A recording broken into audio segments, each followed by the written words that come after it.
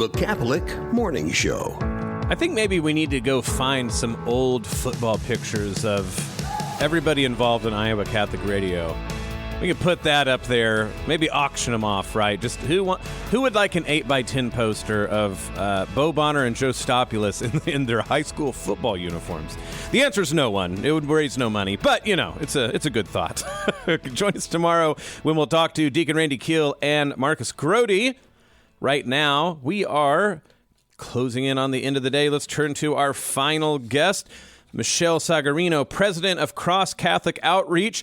She's here to talk to us about Water for Life campaign. Michele, thank you for coming again on the Catholic Morning Show. Well, thank you, Bo. I would take a picture of you and your football.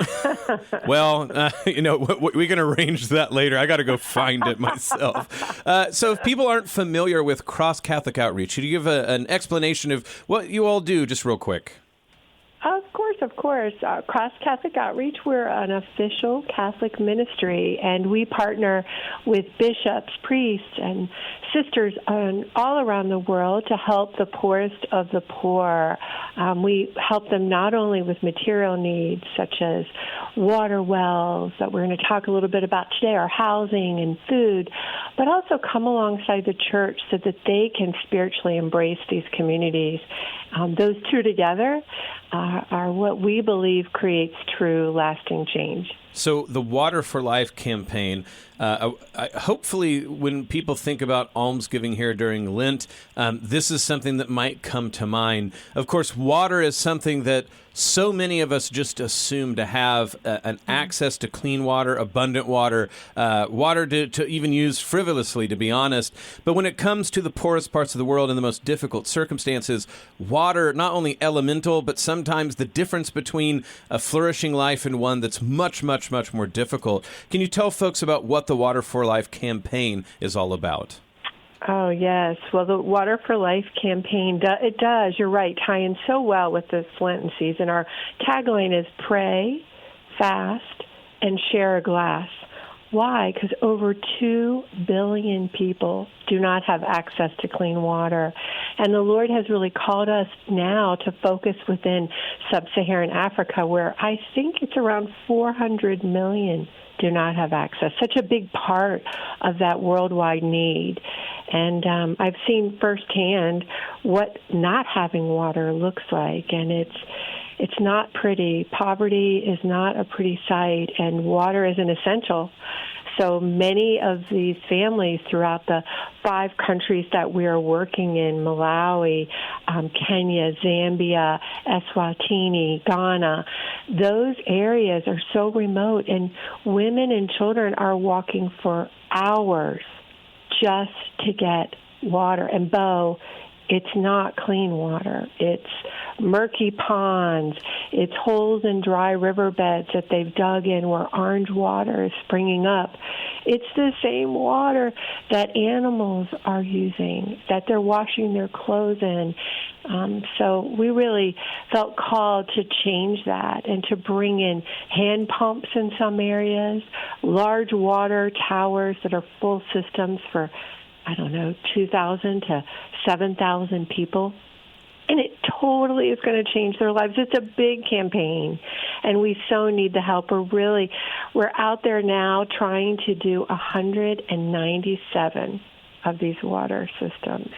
So 197. Yeah, and when people conceive of this, right, there's all things to say about modernity and everything like this. But of course, one of the far and away greatest things that we should champion about the modern world is the technologies that make clean water consumption easy for people to do. And as you said, it's not just the sheer health factor, of course, absolutely necessary for so many things, but cleaning up water is one of the biggest health factors in making, especially children, have much healthier lives. But the sheer amount of time, if you want groups of kids to be able to go to school, if you want women to be able to have empowerment in these places, giving them the opportunity to have water that is not time-consumptive and health dangerous is one of the fastest and quickest ways that you can do something. And so when it comes to the impact of, I think you said 197 water systems, what would that even begin to look like so people can fathom the difference this makes? Well, that's going to reach 600,000 people. And what difference is it going to make? You hit it. The children every day are walking hours. They're not able to go to school. They're oftentimes very sick from consuming the dirty water. You can imagine as a father going to get this water, not knowing, is it going to help my child or is it going to make them worse and sick? And so it changes the health, but it also changes the crops. Right? It provides more crops because they have a water system. Just brighter futures because the children are going to school or the parents can do work that they want to, where the water, search of water was taking so much time, as you mentioned, away from them. I was in Kenya this year, and I was with the bishop there in Kitui, a small little area, and he would say to the boys and the girls as he saw them by the water holes, I didn't see you in school, and he'd give them a hug, but you're doing a good thing for your family.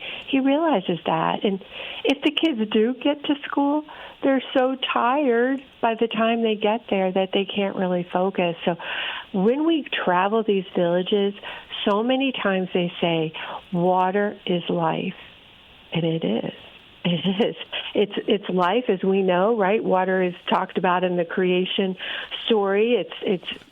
Jesus is often referred to as the giver of living water. Water is life in these villages. If you're able to give water, $99 will provide water to over 8 people for a lifetime. 8 people for a lifetime. That's unimaginable here, right?